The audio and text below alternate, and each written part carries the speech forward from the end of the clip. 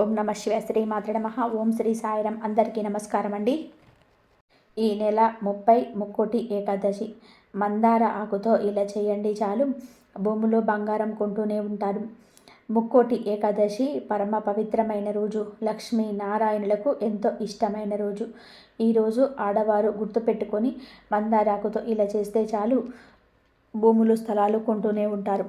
ఆకుతో ఇలా చేస్తే కటిక దరిద్రుడు కూడా కుబేరుడుగా మారిపోతాడు. మీ దశ తిరిగిపోతుంది, అన్ని యోగాలు సిద్ధిస్తాయి. మందార చెట్టు అనేది దేవతా వృక్షం గనక మందార చెట్టు యొక్క ఆకుతో ఈ పరిహారం చేసుకుంటే బ్రహ్మాండమైన ఫలితం వస్తుంది. ఏదో ఒక విధంగా భూములు, ఇళ్ల స్థలాలు, సొంత ఇంటి కలను నెరవేర్చుకోగలుగుతారు. అపార్ట్మెంట్లు కొనుక్కునే అవకాశం కూడా వస్తుంది. అన్ని వైపుల నుంచి ధనం దూసుకొస్తుంది. ఆ ధనంతో స్థలాలు, భూములు కొనుక్కునే ఫలితాలు వస్తాయి. కనుక రేపు ముక్కోటి ఏకాదశి రోజు చక్కగా ఈ పరిహారాన్ని చేసుకోండి. ప్రతి మనిషికి స్థలాలు కొనుక్కోవాలని, భూములు కొనుక్కోవాలని, అపార్ట్మెంట్లు కొనుక్కోవాలని, సొంత ఇల్లు కొనుక్కోవాలని, ఇలా రకరకాల కోరికలు ఉంటాయి. ఇలా మీకు భూములు కొనుక్కోవాలని, స్థలాలు కొనుక్కోవాలని ఉన్న, ఇల్లు కొనుక్కోవాలనున్నా, అపార్ట్మెంట్లు కొనుక్కోవాలనున్నా చక్కగా ముక్కోటి ఏకాదశి రోజున మందార ఆకుతో ఇప్పుడు మనం చెప్పుకోబోయే ఈ చిన్న పనిని చేయండి. చాలు అద్భుతమైన ఫలితాలు వస్తాయి. మరి ఇంతకీ ముక్కోటి ఏకాదశి రోజు మందార ఆకుతో ఏం చేయాలో ఈ వీడియోలో తెలుసుకుందాం. అంతకన్నా ముందు ఫ్రెండ్స్, మా వీడియో నచ్చితే లైక్ చేసి షేర్ చేయండి. అలాగే మన ఛానల్ని కూడా సబ్స్క్రైబ్ చేసుకొని మాకు సపోర్ట్ చేయండి. అలాగే ఓం నమో భగవతే వాసుదేవాయ మహా అని చెప్పి కామెంట్ చేయండి. ఇక వీడియోలోకి వస్తే, హిందూ ధర్మంలో పవిత్రతకు, దైవభక్తికి ప్రతిగా నిలిచే తిథులలో ఏకాదశికి అత్యంత విశిష్టమైన స్థానం ఉంది. నెలకు 2 సార్లు వచ్చే ఈ పవిత్రమైన ఏకాదశి రోజున భక్తులు శ్రీ మహావిష్ణువును పూర్తి భక్తి శ్రద్ధలతో ఆరాధిస్తారు. ఏకాదశి వ్రతాన్ని ఆచరించే విధానం కేవలం ఉపవాసం ఉండడానికి పరిమితం కాదు. ఇది శారీరక, మానసిక, ఆధ్యాత్మిక శుద్ధికి సంబంధించిన సమగ్రమైన ప్రక్రియ. ఏకాదశి రోజున అనుసరించాల్సినటువంటి నియమాలు కొన్ని ఉన్నాయి, అవి తెలుసుకుందాము. ఏకాదశి వ్రతం పాటించేవారు దానికి ముందు రోజు అంటే దశమి రాత్రి నుంచే నియమాలను మొదలుపెట్టాలి. దశమి రాత్రి గోధుమలు, అన్నం వంటి ధాన్యాలకు దూరంగా కేవలం తేలికపాటి సాత్విక ఆహారం తీసుకోవాలి. ఏకాదశి రోజు ఉదయం బ్రహ్మ ముహూర్తంలోనే నిద్ర లేవడం ఉత్తమం. నిద్ర లేచిన వెంటనే తలస్నానం చేసి శుభ్రమైన వస్త్రాలను ధరించాలి. ఇంటిని శుభ్రం చేసుకొని పవిత్రతను నింపేలాగా దైవత్వంతో కూడిన వాతావరణాన్ని సృష్టించుకోవాలి. ఏకాదశి రోజున ఇంటి పరిశుభ్రతకు, అలంకరణకు ప్రత్యేక ప్రాధాన్యత ఇవ్వాలి. ఉదయం బాకిట్లో నీళ్లతో కడిగి శుభ్రం చేసిన తర్వాత దైవత్వం ముట్టిపడేలాగా ముత్తైన ముగ్గులను చాలా మంచిది. ముగ్గు వేయడం లక్ష్మీదేవిని ఆహ్వానించడానికి చిహ్నంగా భావిస్తారు. అదే విధంగా ఇంట్లో అతి ముఖ్యమైన ప్రదేశమైన గడపను అలంకరించుకోవాలి. గడపకు పసుపు, కుంకుమలు రాసి ఆ తర్వాత దానిపైన అందమైన పూలను అలంకరించాలి. కేవలం పూలను పెట్టినా కూడా గడప పవిత్రంగా, శోభాయమానంగా కనిపిస్తుంది. ఈ అలంకరణ ద్వారా ఇంట్లో ఆనందము, సౌభాగ్యము నెలకొంటాయని పెద్దల నమ్మకం. ఏకాదశి రోజు యొక్క ప్రధానమైన నియమం ఉపవాసం. శారీరక ఆరోగ్యం సహకరించే వారికి పూర్తిగా ఆహారం, నీరు తీసుకోకుండా నిర్జల ఉపవాసం ఉండడం చాలా శ్రేష్టం. అయితే అందరికీ ఇది సాధ్యపడకపోవచ్చు, కానీ అలాంటి వారు పాలు, పండ్లు, డ్రై ఫ్రూట్స్ వంటి సాత్విక ఆహారాన్ని తీసుకుంటూ ఉపవాసం చేయవచ్చు. ఏకాదశి రోజున ఖచ్చితంగా పాటించాల్సిన ముఖ్యమైన నిర్ణయం ఏంటంటే అన్నం, గోధుమలు, ఇతర ధాన్యాలతో చేసిన వంటకాలను అస్సలు తినకూడదు. అలాగే ఉప్పు, కారాలు, మసాలాలను కూడా దూరంగా ఉండాలి. ఉపవాసం వల్ల జీర్ణ వ్యవస్థకు పూర్తి విశ్రాంతి లభించి శరీరము మరియు మనసు పూర్తి శుద్ధి అవుతాయి. పూజలు, తులసి దళాల పాత్ర చాలా గొప్పది. ఇంటిని అలంకరించిన తర్వాత తులసి కోటను శుభ్రం చేసి దాని దగ్గర దీపారాధన చేసుకోవాలి. అయితే ఏకాదశి రోజున తులసి మొక్కకు సంబంధించిన ఒక ముఖ్యమైన నిర్ణయాన్ని గుర్తుపెట్టుకోవాలి. ఈ రోజున తులసి కూడా ఉపవాసం ఉంటుందని, విశ్రాంతి తీసుకుంటుందని భావిస్తారు. ఏకాదశి రోజున తులసి చెట్టుకు నీరు పోయకూడదు. అలాగే అపవిత్రమైన రోజున తులసి ఆకులను ఉంచకూడదు లేదా తెంపకూడదు. పరిష్కారం: ఒకవేళ విష్ణుమూర్తి పూజకు ఆకులు తప్పనిసరి అయితే వ్రత నియమాన్ని గౌరవించి ఒకరోజు ముందుగానే అంటే దశమి రోజునే మీకు కావలసిన ఆకులన్నీ కోసి ఉంచుకోవాలి. లేదంటే పూజ కోసం వాడని మరి తులసి మొక్క ఉంటే దాన్ని ఆకులను మాత్రమే తీసుకోవచ్చు. పూజ గదిలో విష్ణుమూర్తి లేదా శ్రీకృష్ణుడి పటం ముందు దీపారాధన చేయాలి. పిండి దీపం పెట్టిన లేదా సాధారణంగా నెయ్యితో దీపారాధన చేసిన భక్తి ప్రధానం. దీపం జ్ఞానానికి, వెలుగుకు ప్రతీక. రోజంతా భగవంతుడి నామస్మరణలో గడపాలి.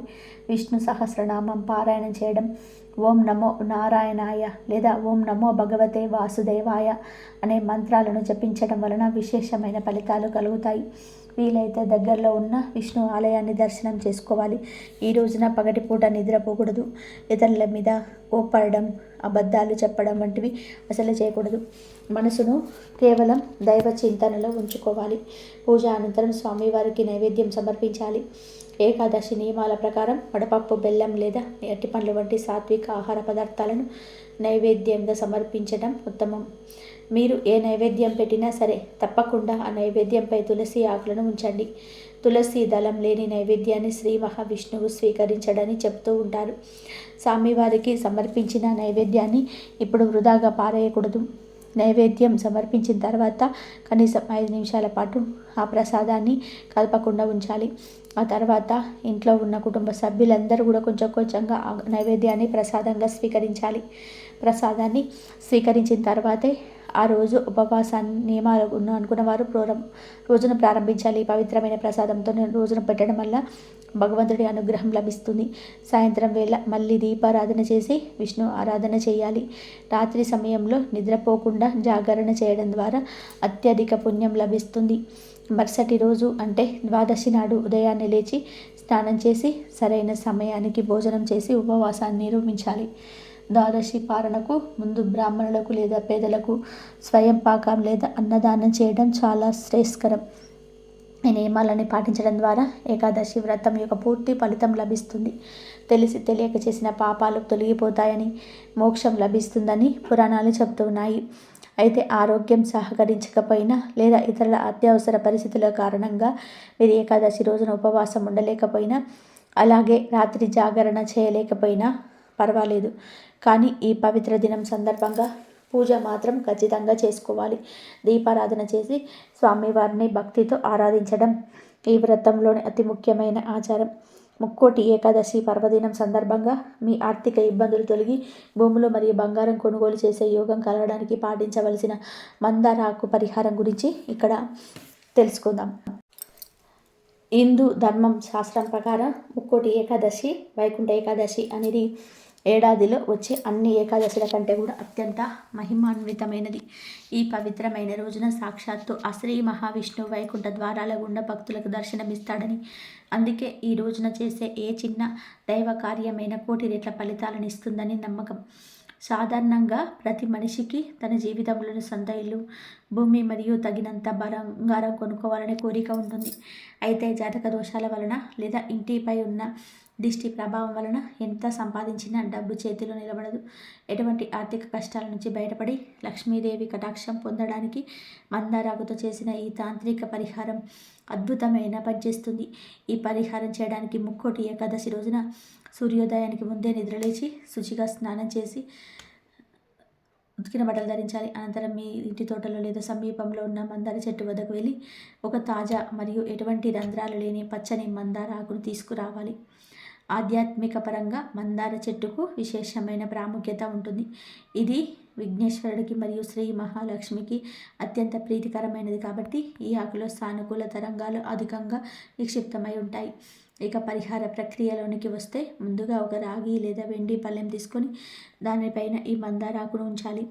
ఇప్పుడు ఆకుపైన 3 రకాల శక్తివంతమైన వస్తువులను సమకూర్చుకోవాలి.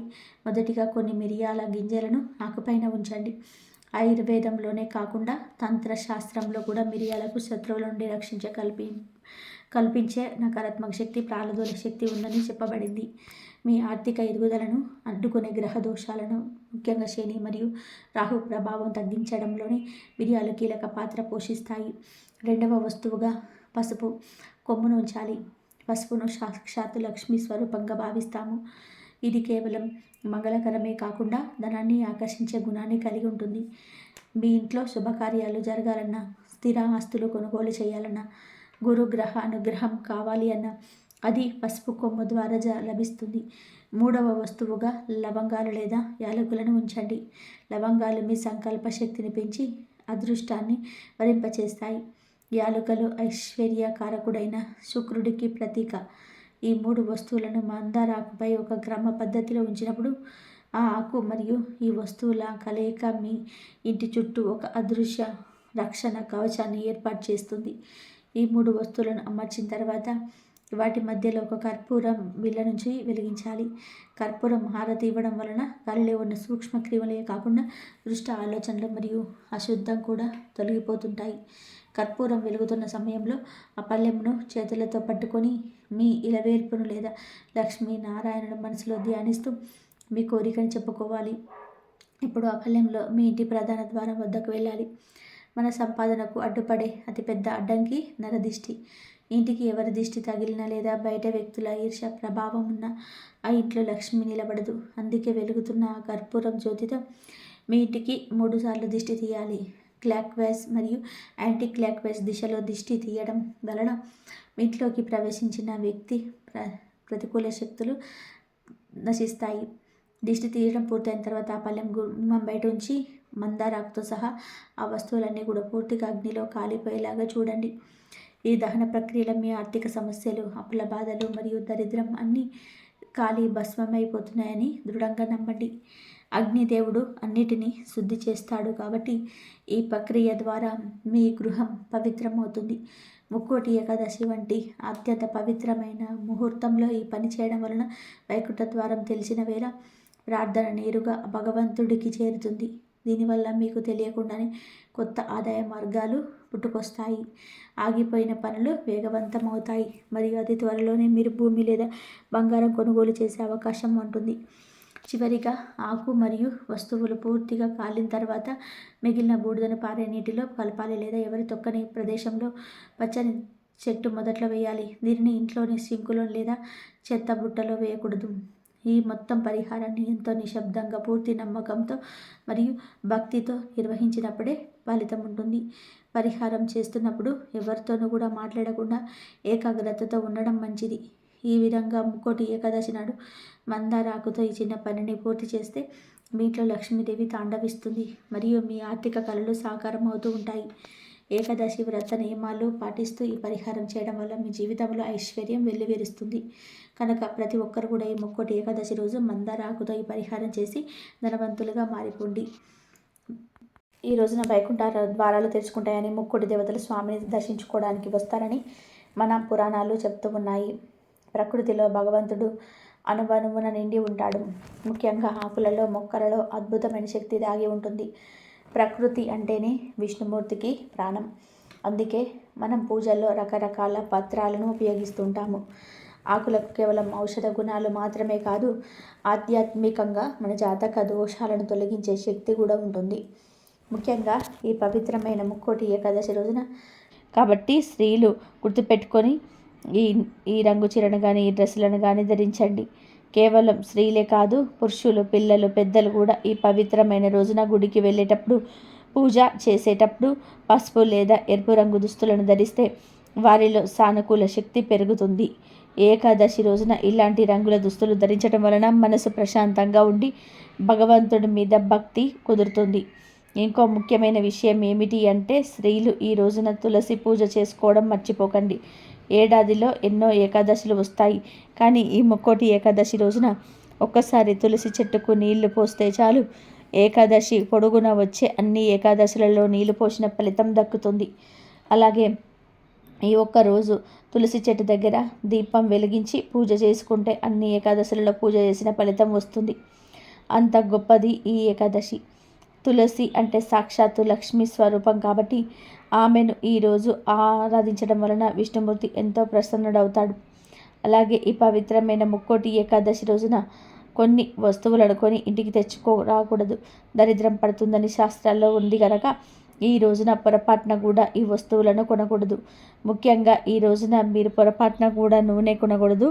నూనె అనేది శని ప్రభావంతో కూడుకున్నది అని ఏకాదశి వంటి పవిత్ర తిథులలో నూనెను ఇంటికి తెచ్చుకోవడం వలన కుటుంబంలో గొడవలు, ఆర్థిక ఇబ్బందులు తలెత్తుతాయి. అలాగే ధాన్యాలు కూడా ఈ రోజున కొనకూడదు. ధాన్యాలను ధనానికి ప్రతీకగా భావిస్తాం. కానీ ఏకాదశి రోజున వాటిని కొనడం వలన ధనం నిలబడదు. ఇక ఉక్కు వస్తువులు అంటే ఇనుముతో చేసిన కత్తులు, గరిటెలు లేదా ఇతర సామాగ్రిని ఈరోజు ఇంటికి తీసుకురావద్దు. ఉక్కు వస్తువులు మన ఇంట్లోకి ప్రతికూల శక్తిని తీసుకొస్తాయి. వీటితో పాటుగా చాలామంది పొరపాటు చేసే పని ఏమిటి అంటే చీపురు కొనటం. చీపురు లక్ష్మీదేవికి చిహ్నం అయినప్పటికీ ఏకాదశి రోజున కొత్త చీపురు కొనడం అంటే ఇంట్లోనే ఐశ్వర్యాన్ని బయటకు పంపించడమే అని అర్థం. అంతేకాకుండా చేదుగా ఉండే వస్తువులు అంటే కాకరకాయ, మెంతులు, మెంతి కూర వంటివి కూడా ఈ రోజున కొనవద్దు. జీవితం తీపిగా సాగాలని కోరుకునే రోజున చేదు వస్తువులను ఇంటికి తేవడం అశుభంగా భావిస్తారు. కాబట్టి మీకు ఏమైనా సామాగ్రి అవసరమైతే ఏకాదశి కంటే ఒక రోజు ముందే కొని పెట్టుకోండి, లేదా ఏకాదశి ముగిసిన తర్వాత కొనుక్కోండి. ఇలా చేయటం వలన లక్ష్మీదేవి ఆగ్రహానికి గురి కాకుండా మీ ఇంట్లో ప్రశాంతతను కాపాడుకోవచ్చు. ఇక స్త్రీల విషయానికి వస్తే ముక్కోటి ఏకాదశి రోజున వారు చేసే అలంకరణకు కూడా ఎంతో ప్రాముఖ్యత ఉంది. సాధారణంగా ఈ రోజుల్లో మహిళలు తాము కట్టుకున్న చీర రంగుకు అనుకూలంగా అంటే మ్యాచింగ్ కావాలని రకరకాల రంగుల గాజులు ధరిస్తూ ఉంటారు. కానీ ముక్కోటి ఏకాదశి వంటి అత్యంత శక్తివంతమైన రోజున మ్యాచింగ్ గాజులను పక్కన పెట్టేయండి. ఈరోజు మీరు కేవలం ఎర్రటి రంగు మట్టి గాజులు మాత్రమే ధరించండి. ఎరుపు రంగు అనేది సౌభాగ్యానికి, శక్తికి చిహ్నం. ఈ రంగు గాజులు ధరించడం వలన స్త్రీలకు దీర్ఘ సుమంగళి యోగం కలుగుతుంది. అంటే వారి భర్తలకు ఆయురారోగ్యాలు లభిస్తాయి, వారికి వచ్చే ఆపదలు తొలగిపోతాయి. మట్టి గాజులు ధరించడం వెనుక ఒక గొప్ప రహస్యం కూడా ఉంది. మట్టి అంటే ప్రకృతి అంటేనే లక్ష్మీ స్వరూపం. ఈ మట్టి గాజులు మన చేతులకు ఉన్న నాడులను తాకటం వలన మన శరీరంలోని రక్త ప్రసరణ మెరుగుపడి మనసు ప్రశాంతంగా మారుతుంది. ప్లాస్టిక్ లేదా మెటల్ గాజుల కంటే మట్టి గాజుల నుంచి వచ్చే శబ్దం ఇంట్లో ప్రతికూల శక్తిని తెరిమివేస్తుంది. అందుకే మీరు మామూలు రోజుల్లో ఏ గాజులు వేసుకున్నా పర్వాలేదు, కానీ ఈ ముక్కోటి ఏకాదశి రోజున ఎర్రటి మట్టి గాజులను ధరించి పూజ చేసుకోవడం వలన ఆ ఇంట్లో అష్టైశ్వర్యాలు సిద్ధిస్తాయి. లక్ష్మీదేవి ఆ ఇంట్లోనే స్థిర నివాసం ఉంటుంది. కాబట్టి స్త్రీలు ఈ చిన్న విషయాన్ని గుర్తుపెట్టుకొని ఈ ఏకాదశి రోజున ఎర్రటి గాజులతో అలంకరించుకొని ఆ పరమాత్ముడి కృపకు పాత్రులవ్వండి. ఇక ఈ ముక్కోటి ఏకాదశి రోజు ఒక ప్రత్యేకమైన ఆకును తింటే చాలు ఒంట్లోని దరిద్రం పోయి ఆయుష్ పెరుగుతుందని శాస్త్రాలు చెప్తూ ఉన్నాయి.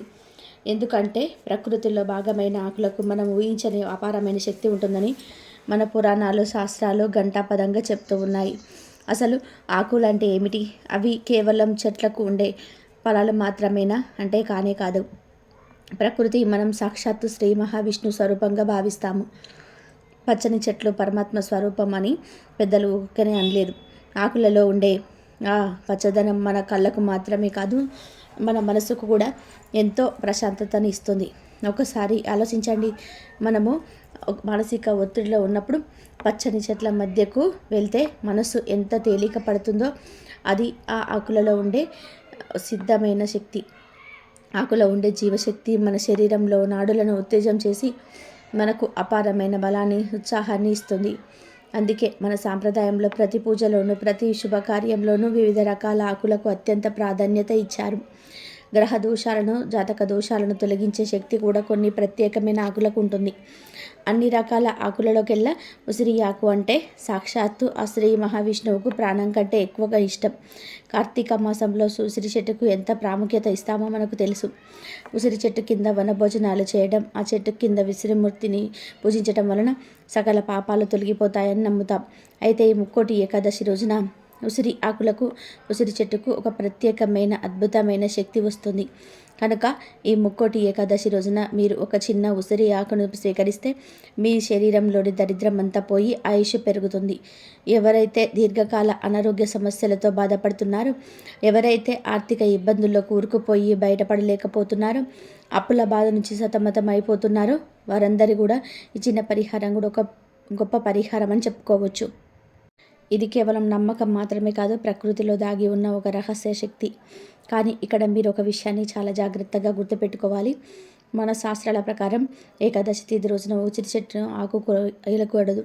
ఉసిరి చెట్టును తాకడం, వాటి కొమ్మలను విరిచడం ఏకాదశి నాడు దోషంగా పరిగణించబడుతుంది. కాబట్టి మీరు ముక్కోటి ఏకాదశి రోజున ఆకు తినాలి అంటే ఆకును ఒకరోజు ముందే సిద్ధం చేసుకోవాలి. ముందు రోజు సాయంత్రంలోపే మీరు ఏదైనా ఉసిరి చెట్టు దగ్గరికి వెళ్ళి ఆ చెట్టు కొమ్మ మనసారా నమస్కారం చేసుకోండి. ఓ ఉసిరి చెట్టు తల్లి, రేపు ముక్కోటి ఏకాదశి సందర్భంగా మీ ఆకులను స్వామి ప్రసాదంగా స్వీకరించాలనుకుంటున్నాము. దయచేసి అనుమతించని ప్రార్థించి ఒక చిన్న ఉసిరి రెమ్మను మాత్రమే తెచ్చుకోండి. ఆ తెచ్చిన ఉసిరి ఆకులను ఇంటికి తెచ్చాక మంచినీటితో శుభ్రంగా కడిగి పెట్టుకోండి. ఆ తర్వాత ముక్కోటి ఏకాదశి రోజున ఉదయాన్నే స్నానాది కార్యక్రమాలను ముగించుకొని మీ పూజా గదిలో ఉన్న శ్రీ మహావిష్ణు ఫోటో ముందు కానీ, లేదా రాముడు, కృష్ణుడు, నరసింహస్వామి ఇలా విష్ణుమూర్తి ఏ అవతారంలో ఉన్నా సరే ఆ ఫోటో ముందు ఈ ఉసిరి ఆకులను ఉంచండి. ఈ ఆకులను స్వామి పాదాల దగ్గర ఉంచి ఒక 5 నిమిషాల పాటు కళ్ళు మూసుకొని ప్రసాదంగా ధ్యానించండి. ఓం నమో నారాయణాయ అనే మంత్రాన్ని మనసులో జపించండి. మీరు పూజల్లో ఉంచిన ఆ 5 నిమిషాల సమయంలో ఆ ఉసిరి ఆకుల దైవిక శక్తి గ్రహిస్తాయి. పూజ పూర్తయిపోయిన తర్వాత ఆకులను సాక్షాత్తు ఆ నారాయణుడే ప్రసాదంగా భావించి స్వీకరించాలి. ఈ ప్రసాదాన్ని ఇంట్లో ఉన్న వాళ్ళు ఎవరైనా తీసుకోవచ్చు. కేవలం మీరు మాత్రమే కాకుండా మీ కుటుంబ సభ్యులందరికీ కూడా ఈ ఆకులను ఇవ్వండి. ఒక్కొక్కరు ఒక 5 చిన్న ఉసిరి ఆకులను తీసుకుంటే సరిపోతుంది. ఉసిరి ఆకులు పరిణామంలో చాలా చిన్నవిగా ఉంటాయి కాబట్టి తినడం పెద్ద కష్టమేమీ కాదు. అయితే కొంతమందికి ఆ వగరు రుచి నచ్చకపోవచ్చు. ముఖ్యంగా పిల్లలు తినడానికి కొంచెం ఇబ్బంది పడవచ్చు. అలాంటప్పుడు ఆకుల మీద కొంచెం తేనె కానీ, లేదా చిన్న బెల్లం ముక్క కానీ, లేదంటే కొంచెం పంచదార కానీ వేసుకొని తినవచ్చు. ఒకవేళ మీరు ఆకులను నమ్మలలేము నేరుగా అనుకున్న వాళ్ళు మరొక పద్ధతి కూడా ఉంటుంది. మరొక ఉసిరాకులను తీసుకుని అందులో తేనె లేదా పంచదార లేదా బెల్లం కలిపి మొత్తంగా రుబ్బండి. అలా రుబ్బిన మిశ్రమాన్ని ఒక చిన్న గోళీలాగా లేదా చిన్న ఉండలాగా చుట్టి ప్రసాదంలాగా మింగేయవచ్చు. ఏ విధంగా తీసుకున్నా సరే ఆ పవిత్రమైన ఉసిరి ఆకు మీ కడుపులోకి వెళ్ళడం ముఖ్యం. ఇలా చేయడం వల్ల కలిగే ఫలితాలు అమోఘం.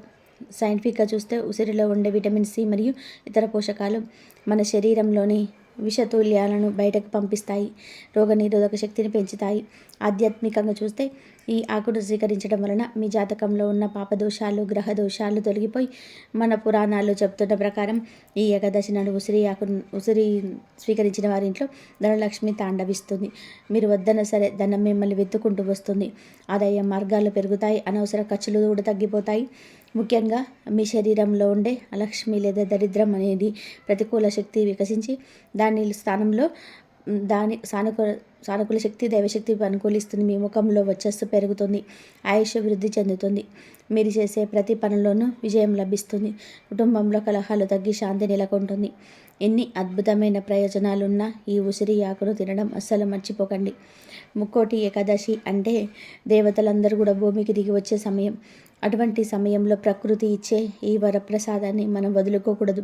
కాబట్టి గుర్తుపెట్టుకోండి, ముక్కోటి ఏకాదశి ముందు రోజు ఆకు తెచ్చుకోవడం, ముక్కోటి ఏకాదశి రోజు పూజలో ఉంచి ప్రసాదంగా స్వీకరించడం, ఈ 2 పనులు చేస్తే చాలు మీ జీవితం మారిపోతుంది. భక్తితో, నమ్మకంతో ఈ పని చేయండి. ఆ శ్రీ మహావిష్ణువు అనుగ్రహంతో మీ ఇల్లు అష్టైశ్వర్యాలతో, ఆయురారోగ్యాలతో తులతూగుతుంది. ఇంకొక ముఖ్యమైన విషయం ఏమిటంటే ఈ ముక్కోటి ఏకాదశి రోజున తప్పకుండా కొన్ని నియమాలు పాటించాలి. ఈ రోజున చేయకూడని పనులు కొన్ని ఉన్నాయి. వాటిని చేస్తే మాత్రం ఉన్న పుణ్యం కూడా పోతుంది. మొదటిది, ఈ రోజున తల స్నానం విషయంలో చాలా జాగ్రత్తగా ఉండాలి. ఈ పవిత్రమైన రోజున తలకు షాంపూ పట్టి అస్సలు చేయకూడదు. అలాగే కుంకుడుకాయలు కూడా వాడకూడదు. కేవలం మామూలు నీళ్ళతో తలస్నానం చేయాలి, లేదా నది స్నానం చేయడం ఇంకా ఉత్తమం. అలాగే ఈరోజు చాలా రద్దీగా ఉండే ప్రదేశాలకు, గొడవలు జరిగే చోట్లకు అసలు వెళ్ళకూడదు. ఎందుకంటే అక్కడ ఉండే నెగిటివ్ ఎనర్జీ మనకు తగులుతుంది. ఈ రోజున మనం ఎంత ప్రశాంతంగా, ఎంత దైవ చింతనలో ఉంటే అంత మంచిది. ముఖ్యంగా గమనించాల్సిన ఇంకొక విషయం ఏమిటంటే ఈరోజు తులసి మొక్క జోలికి అసలు వెళ్ళకూడదు. ముక్కోటి ఏకాదశి రోజున తులసి ఆకులను అసలు కోయకూడదు. తులసి దళాలు విష్ణువుకు ప్రీతికరమే, కానీ వాటి ముందు రోజే కోసి పెట్టుకోవాలి తప్ప ఏకాదశి రోజున చెట్టును తాకడం కానీ, ఆకులు తెంపడం కానీ మహాపాపం. అలాగే ఈ రోజున ఇంట్లో గొడవలు పడడం, అబద్ధాలు చెప్పడం, ఇతరులను దూషించడం వంటివి చేస్తే మనం చేసిన పూజ అంతా కూడా బూడిదల పోసిన పన్నీరే అవుతుంది. ఈ రోజున ఉపవాసం ఉండగలిగితే చాలా మంచిది. ఒకవేళ ఆరోగ్యం సహకరించని వారు పలహారాలు తీసుకోవచ్చు, కానీ అన్నం మాత్రం తినకూడదు. ఉల్లి, వెల్లుల్లి, మసాలాలు ఈ రోజున పూర్తిగా మానేయాలి. సాత్విక ఆహారం మాత్రమే తీసుకోవాలి. ఇక ఈరోజు స్త్రీలు చేయాల్సిన ఒక అద్భుతమైన పని ఉంది. అదే గోరింటాకు పెట్టుకోవడం. సాధారణంగా ఆషాఢంలోనే గోరింటాకు పెట్టుకుంటాం, కానీ ఈ ముక్కోటి ఏకాదశి రోజున గోరింటాకు రుబ్బి స్త్రీలు తమ చేతులకు పెట్టుకుంటే వారికి దీర్ఘ సుమంగళి యోగం ప్రాప్తిస్తుంది. అంటే భర్త ఆయుష్ పెరుగుతుంది, దాంపత్య అనన్యంగా ఉంటుంది. అంతేకాదు, ఎవరైతే సొంత ఇల్లు లేదా భూములు కొనాలని ప్రయత్నం చేస్తున్నారో వారు ఈరోజు గోరింటాకు పెట్టుకుంటే వారికి భూములు కొనే యోగాలు కలుగుతాయని శాస్త్రం చెబుతుంది. శ్రీమన్నారాయణుని చేతిలో ఉండే శంకుచక్రాలు ఎంత పవిత్రమో స్త్రీల చేతికి ఉండే గోరింటాకు కూడా అంత లక్ష్మీప్రదమైనది. అంతేకాదు ఈ ముక్కోటి ఏకాదశి రోజున మీరు బజార్కు వెళ్ళి ఉప్పును కానీ పసుపును కానీ కొని ఇంటికి తీసుకొచ్చుకోండి. మనం మామూలుగా ఎప్పుడు పడితే అప్పుడు సరుకులు తెచ్చుకుంటాం. కానీ ఈ విశేషమైన రోజున గల్లుడుప్పు ప్యాకెట్ని కానీ లేదా మంచి పసుపు ప్యాకెట్ని కానీ తెచ్చి దేవుడి దగ్గర పెట్టి అక్కడ వంటల్లో వాడడం మొదలు పెడితే ఆ సంవత్సరం అంతా లక్ష్మీదేవి మీ ఇంట్లోనే స్థిర నివాసం ఉంటుంది. ఉప్పు లక్ష్మీ స్వరూపం, పసుపు మంగళకరమైన వస్తువు. ఈ రెండు ఈ పర్వదినాన్ని ఇంటికి రావడం అంటే సాక్షాత్తు ఆ లక్ష్మీనారాయణ మీ ఇంటికి వచ్చినట్టే లెక్క. కాబట్టి ఈరోజు ఉప్పు ప్యాకెట్ లేదా పసుపు ప్యాకెట్ని కొని తెచ్చుకోవడం మర్చిపోకండి. కేవలం 10-20 రూపాయలతో పోయేది, కానీ వచ్చే ఫలితం మాత్రం కోట్లలో వస్తుంది. డబ్బులు లేక ఇబ్బంది పడేవారు, అప్పుల బాధలు ఉన్నవారు చిన్న పని చేసి చూడండి. మీ ఆర్థిక పరిస్థితుల మార్పు మీకే తెలుస్తుంది. ఐందవుల పండుగలన్నీ కూడా అయితే చాలా మాన ప్రకారం లేదా సౌరమానం ప్రకారం జరుపుకుంటారు. కానీ ఈ రెండింటి కలయికతో ఆచరించే పండుగ ఒకటి. అదే ముక్కోటి ఏకాదశి. సూర్యుడు ధనుసు రాశిలో ప్రవేశించిన తర్వాత వచ్చే ఏకాదశి రోజున ముక్కోటి ఏకాదశిని జరుపుకుంటారు. ఈ రోజున ముక్కోటి దేవతలందరూ కూడా విష్ణుమూర్తిని దర్శించుకుంటారని ఓ గాథ. అందుకనే ఈ రోజుకు ముక్కోటి ఏకాదశి అన్న పేరు వచ్చింది. ఇక ఈనాడే మధు కైటవులని రాక్షసులకు శాప విమోచనం కలిగించి వారికి తన వైకుంఠ ద్వారం వద్ద దర్శనాన్ని అనుగ్రహించాడు విష్ణు భగవానుడు. తమలాగే ఈ రోజున ఎవరైతే వైకుంఠ ద్వారాన్ని పోలిన ఉత్తర ద్వారాన్ని దర్శించుకుంటారో వారికి మోక్షాన్ని ప్రసాదించమని వేడుకున్నాడు వారిద్దరు. అప్పటి నుంచి ఉత్తర ద్వారం గుండా శ్రీవారిని దర్శించుకునే ఆచారం మొదలైంది. ఈ ఏకాదశి నాడే వైకుంఠంలోని విష్ణుమూర్తి వారి అంతరంగిక ద్వారాలు తెరుచుకున్నాయి. కాబట్టి దీనికి వైకుంఠ ఏకాదశి అనే పేరు కూడా స్థిరపడింది. ముక్కోటి ఏకాదశి రోజు వైకుంఠ వాకిళ్ళు తెరుచుకొని ఉంటాయని వైష్ణవాలయాలలోని ఉత్తర ద్వారం వద్ద భక్తులు తెల్లవారుజామునే వేచి ఉంటారు. మామూలు రోజుల్లో దేవాలయాలలో ఉత్తర ద్వారాలు మూసి ఉంచుతారు. కానీ ఈరోజు ఆ ఉత్తర ద్వారం గుండా వెళ్ళి స్వామిని దర్శనం చేసుకుంటారు. తిరుమల తిరుపతిలో కూడా ఈరోజు వైకుంఠ ద్వారం పేరిట ఉన్న ఉత్తర ద్వారాన్ని తెరిచి ఉంచుతారు. ఇలా ఈరోజు ఎందుకు ఉత్తర ద్వారాన్ని దర్శనం చేసుకుంటారో తెలియాలంటే ఒక పురాణ కథను వినాలి. పూర్వకాలంలో సమస్త లోకాలు జలమయమై ప్రళయకాలమై ఉన్న సమయంలో శ్రీ మహావిష్ణువు రావి ఆకుపై తేలియాడుతున్నాడు. అప్పుడు శ్రీ మహావిష్ణువు తన నాభి నుంచి బ్రహ్మదేవుని సృష్టించాడు. ఆ బ్రహ్మదేవుడికి సమస్త వేదాన్ని అందించాడు. ఆ వేద సంపదతో ఈ సృష్టిని ప్రారంభించమని విష్ణువు బ్రహ్మదేవుడికి చెప్పాడు. బ్రహ్మ అలాగే చేశాడు. కానీ సృష్టి కార్యం ప్రారంభించిన తర్వాత బ్రహ్మలో అహంకారం మొదలై తాను ఎవరు మర్చిపోయాడు. శ్రీ మహావిష్ణువుని లెక్క చేయలేదు. అప్పుడు శ్రీ మహావిష్ణువు చెవుల నుంచి మధు కైటవులు అనే 2 రాక్షసులు ఆవిర్భవించారు. సాక్షాత్తు విష్ణువు నుంచి ఆవిర్భవించారు కాబట్టి వీరికి విశేషమైన శక్తులు వచ్చాయి. మధు కైటవులు బ్రహ్మదేవుడిని హింసించడం మొదలుపెట్టారు. బ్రహ్మదేవుడు వారిని ఎదిరించి ఎన్నో సంవత్సరాలు యుద్ధం చేసి ఇక విసిగిపోయి నేను వీరిని సృష్టించలేదు, వీరు ఎక్కడి నుంచి వచ్చారు అనే విషయాన్ని తెలుసుకున్నాడు. అప్పుడు బ్రహ్మ అహంకారం తొలగి శ్రీ మహావిష్ణువు దగ్గరికి వెళ్ళి శరణు వేడాడు. అప్పుడు శ్రీ మహావిష్ణువు ఇలా అన్నాడు: బ్రహ్మదేవ, అహంకారం వలన నీకు ఎన్నో కష్టాలు వచ్చాయో చూసావా? అయినా సరే నేను నిన్ను రక్షిస్తాను అని చెప్పి మధు కైటవులను పిలిచి వారితో ఎలా అన్నాడు: మానవులారా, మీరు నా నుంచి ఆవిర్భవించారు కాబట్టి ఈ రాక్షస తత్వం వదిలి ఏదైనా సరే మంచి వరం కోరుకోమని అంటాడు. కానీ మధు కైటవులు విష్ణువుతో, మీరు మాకు వరం ఇవ్వడం ఏమిటి? మేమే మీకు వరం ఇస్తాము, కోరుకో అని అన్నారు. అప్పుడు వారి అహంకారం చూసి శ్రీ మహావిష్ణువు, అయితే నేను నా కోరిక కోరుతున్నాను, మీరు నా చేతిలో చచ్చిపోండి అని కోరుకున్నాడు. దానికి మధు కైటవులు ఇలా అన్నారు: సరే, అయితే మీ చేతులలో మేము మరణిస్తాము, కానీ నువ్వు మాతో ద్వంద్వ యుద్ధం చెయ్యాలని చెప్పారు. శ్రీ మహావిష్ణువు దానికి అంగీకరించాడు. అస్త్రాలు లేకుండా చేతులతో పీడుగుద్దులతో వారి మధ్య యుద్ధం జరిగింది. అలా వారు శ్రీ మహావిష్ణువు స్పర్శ తగిలి ఎంతో ఆనందం పొందారు. అప్పుడు మాధవకేటవులకు ఒక ఆలోచన వచ్చింది. శరీరాన్ని తాకితేనే ఇంత ఆనందంగా ఉంటే వైకుంఠంలో ఉంటే ఇంకెంత ఆనందంగా వస్తుందో కదా అని అనుకొని శ్రీ మహావిష్ణువుతో మాకు ఒకే ఒక్క వరం కావాలి, మమ్మల్ని వైకుంఠ లోకాలకు తీసుకువెళ్ళండి, ఎప్పుడు మీతో ఉండే వరాన్ని ఇవ్వండి అని విష్ణుమూర్తిని కోరారు. అప్పుడు శ్రీ మహావిష్ణువు ఇలా అనుకున్నాడు, వీళ్ళు రాక్షసులు కదా, వీరిని వైకుంఠం తీసుకొని వెళ్ళడం న్యాయమేనా, లోకానికి ఇబ్బందికరంగా మారుతుందేమోనని ఆలోచించి వైకుంఠానికి ఉండే ఉత్తర ద్వారాన్ని తెరిపించాడు. ఆ ద్వారం గుండా శ్రీ మహావిష్ణువును దర్శించుకున్న మధుకైటవులు ఆ శ్రీ మహావిష్ణువులో ఐక్యమయ్యారు. మధుకైటవులు విష్ణుమూర్తిలో లీనం అవుతూ మరో వరం కోరుకున్నారు. ఏ భక్తులైతే ముక్కోటి ఏకాదశి రోజున ఉత్తర ద్వారం నుండి మిమ్మల్ని స్మరిస్తూ మిమ్మల్ని దర్శనం చేసుకుంటారో వారికి కూడా మోక్షం ప్రసాదించమని కోరుకుంటారు. దానికి శ్రీ మహావిష్ణువు కూడా అంగీకరిస్తాడు. ముక్కోటి ఏకాదశి రోజున దేవతలు కూడా ఉత్తర ద్వారం గుండా స్వామివారిని దర్శించుకొని మోక్షాన్ని పొందుతారు. అప్పటి నుంచి ధనుర్మాసంలో వచ్చే మొదటి ఏకాదశి అయినటువంటి ముక్కోటి ఏకాదశి రోజు ఇలా భక్తులు ఉత్తర ద్వారం కూడా శ్రీ మహావిష్ణువుని దర్శించుకొని మోక్షాన్ని పొందుతారు.